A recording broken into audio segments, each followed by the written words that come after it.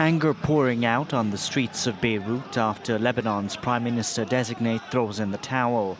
Saad Hariri's inability to form a government further worsening the ongoing political crisis, a crisis Paris insists the country's politicians have created.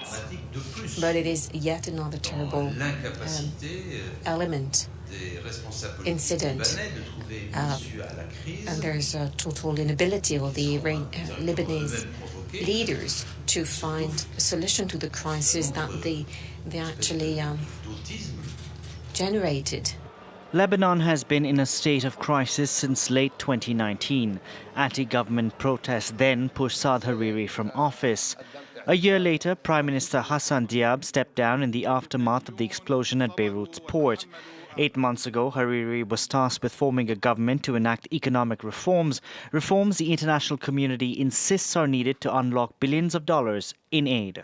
What we're seeing in Lebanon is really the end of a regime. The regime that came into place, the political regime that came into place at the end of the Civil War, and that is basically ruling oligarchs. The current class has sort of paralyzed change. You know, there are a lot of hopes after October 2019 that maybe one could topple the current regime. Elections in Lebanon are scheduled in the first half of next year.